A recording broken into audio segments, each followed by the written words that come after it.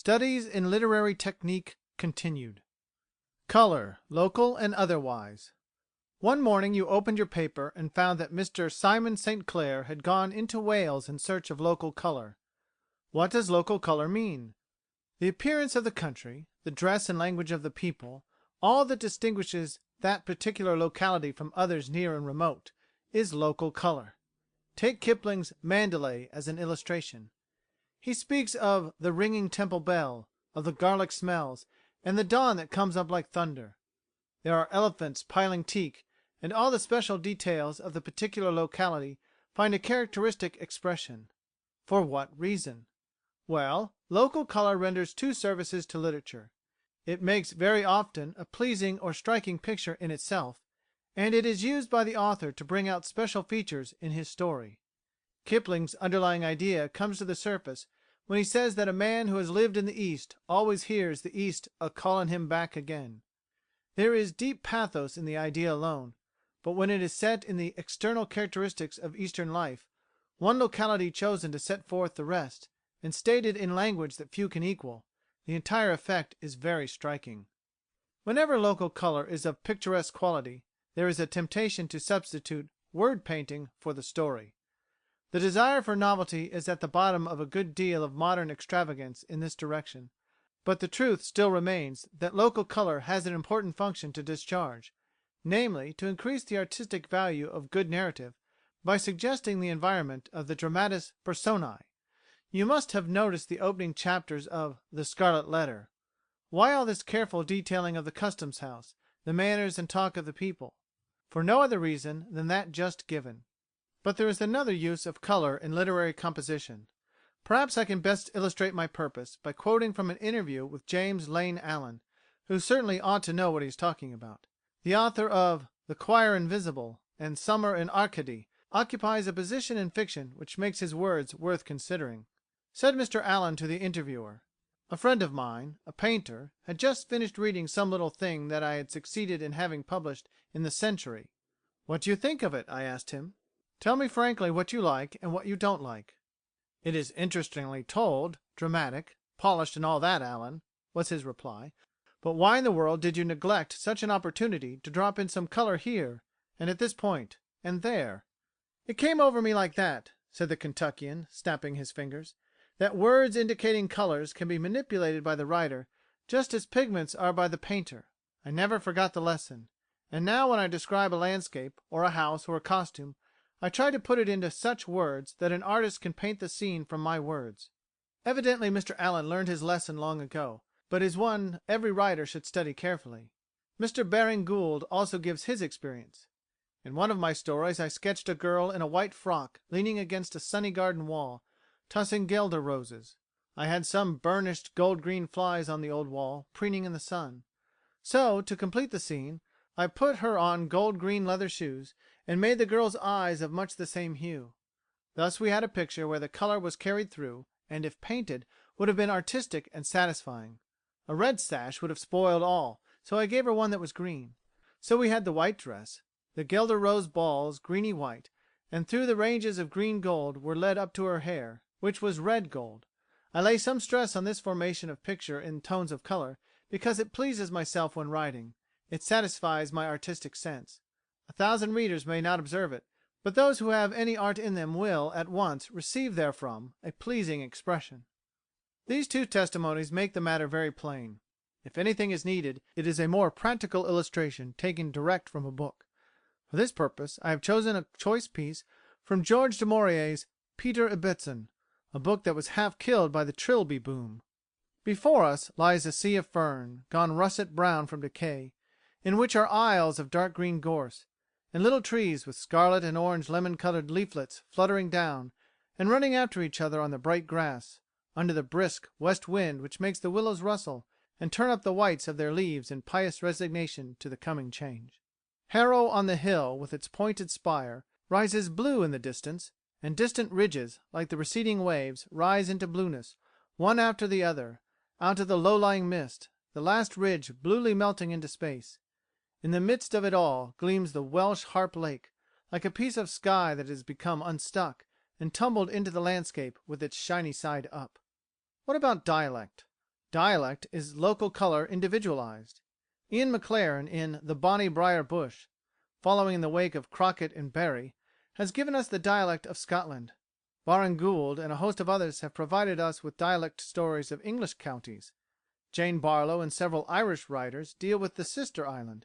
Wales has not been forgotten, and the American novelists have their big territory mapped out into convenient sections. Soon the acreage of locality literature will have been completely written up.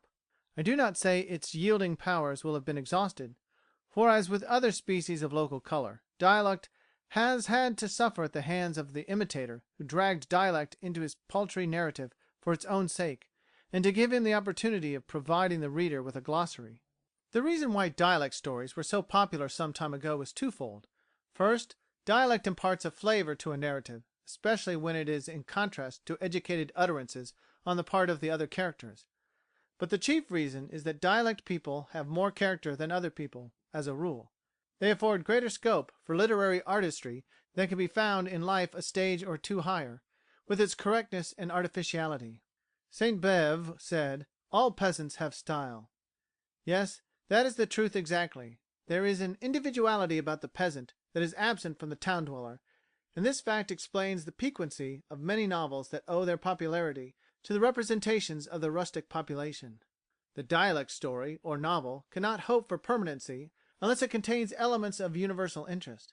The emphasis laid on a certain type of speech stamps such a literary production with the brand of narrowness. I understand that Ian Maclaren has been translated into French. Can you imagine Drumsheugh in Gaelic, or Jamie Soutar? Never. Only that which is literature in the highest sense can be translated into another language. Hence the life of Corners in Scotland, or elsewhere, has no special interest for the world in general. The rule as to dealing with dialect is quite simple. Never use the letters of the alphabet to reproduce the sound of such language in a literal manner. Suggest dialect. That is all. Have nothing to do with glossaries. People hate dictionaries, however brief, when they read fiction. George Eliot and Thomas Hardy are good models of the wise use of country speech. On dialogue. In making your characters talk, it should be your aim not to reproduce their conversation, but to indicate it. Here, as elsewhere, the first principle of all art is selection, and from many words which you have heard your characters use, you must choose those that are typical in view of the purpose you have in hand. I once had a letter from a youthful novelist in which he said, "It's splendid to write a story. I make my characters say what I like, swear if necessary, and all that." Now you can't make your characters say what you like. You are obliged to make them say what is in keeping with their known dispositions, and with the circumstances in which they are placed at the time of speaking. If you know your characters intimately, you will not put wise words into the mouth of a clown unless you have suitably provided for such a surprise. Neither will you write long speeches for the sullen villain who is to be the human devil of the narrative. Remember, therefore, that the key to propriety and effectiveness in writing is the knowledge of those ideal people whom you are going to use in your pages. Windiness and irrelevancy are the twin evils of conversations in fiction. Trollope says, "It is so easy to make two persons talk on any casual subject with which the writer presumes himself to be conversant. Literature, philosophy, politics, or sport may be handled in a loosely discursive style, and the writer, while indulging himself, is apt to think he is pleasing the reader.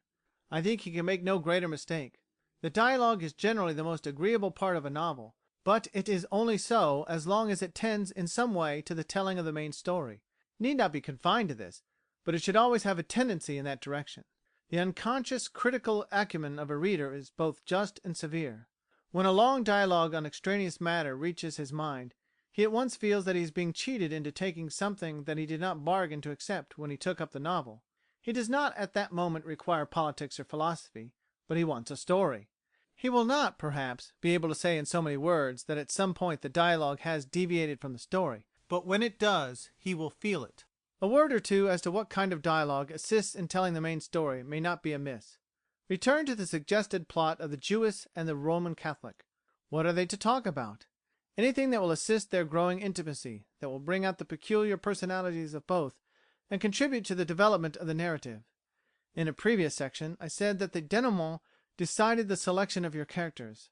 In some respects it will also decide the topics of their conversation.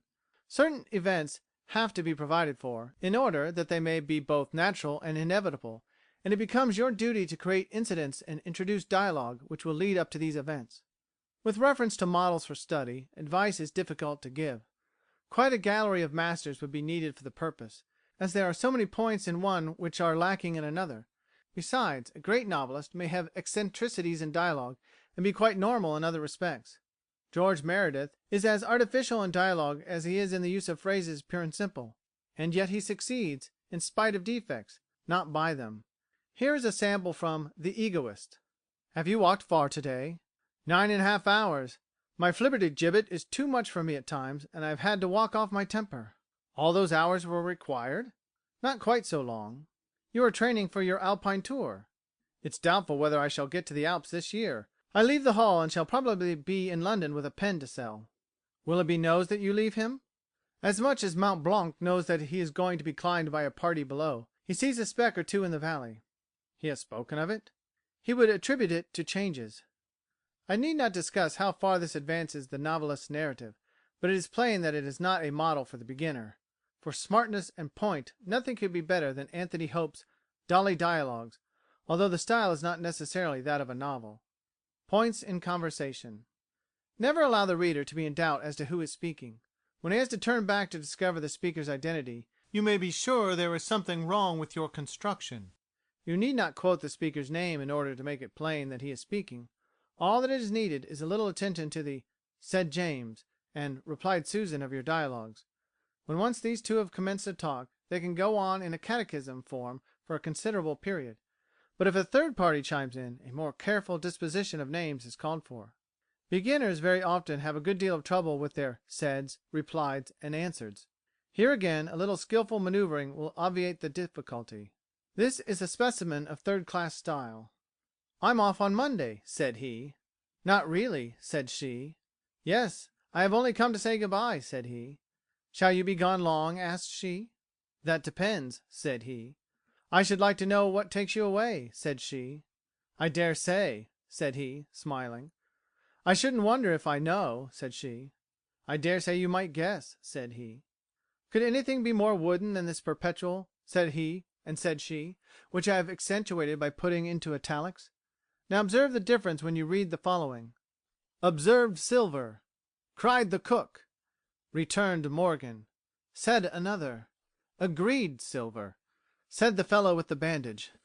There is no lack of suitable verbs for dialogue purposes. Remarked, retorted, inquired, demanded, murmured, grumbled, growled, sneered, explained, and a host more. Without a ready command of such vocabulary, you cannot hope to give variety to your character conversations, and, what is of graver importance, you will not be able to bring out the essential qualities of such remarks as you introduce. For instance, to put a sarcastic utterance into a man's mouth and then to write down that he "replied" with those words, is not half so effective as to say he "sneered" them. Probably you will be tempted to comment on your dialogue as you write by insinuating remarks as to actions, looks, gestures, and the like.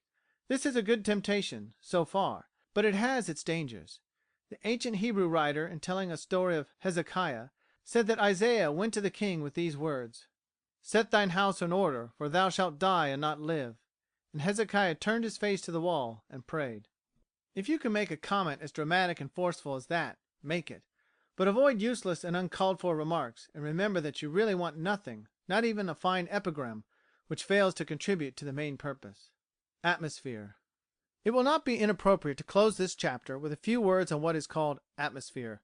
The word is often met with in the vocabulary of the reviewer. He is marvellously keen in scenting atmospheres. Perhaps an illustration may be the best means of exposition. The reviewer is speaking of Maeterlinck's Aladdin and Palamedes, Interior, and The Death of Tintagiles. He says, "We find in them the same strange atmosphere to which we have grown accustomed in Pelleas and L'Intruse. We are in a region of no fixed plane, a region that this world never saw. It is a region such as Arnold Boecklin perhaps might paint, and many a child describe. A castle stands upon a cliff. Endless galleries and corridors and winding stairs run through it. Beneath lie vast grottos where subterranean waters throw up unearthly light from depths where seaweed grows." This is very true, and put into bald language it means that Maeterlinck has succeeded in creating an artistic environment for his weird characters. It is the setting in which he has placed them. In the first scene of Hamlet, Shakespeare creates the necessary atmosphere to introduce the events that are to follow. The soldiers on guard are concerned and afraid. The reader is thereby prepared, step by step, for the reception of the whole situation. Everything that will strengthen the impression of a coming fatality is seized by the master hand, and made to do service in creating an atmosphere of such expectant quality. An artist by nature will select intuitively the persons and facts he needs, but there is no reason why a study of these necessities, a slow and careful pondering, should not at last succeed in alighting upon the precise and inevitable details which delicately and subtly produce the desired result. In this sense, the matter can hardly be called a minor detail, but the expression has been sufficiently guarded. End of chapter. Recording by Brett Downey.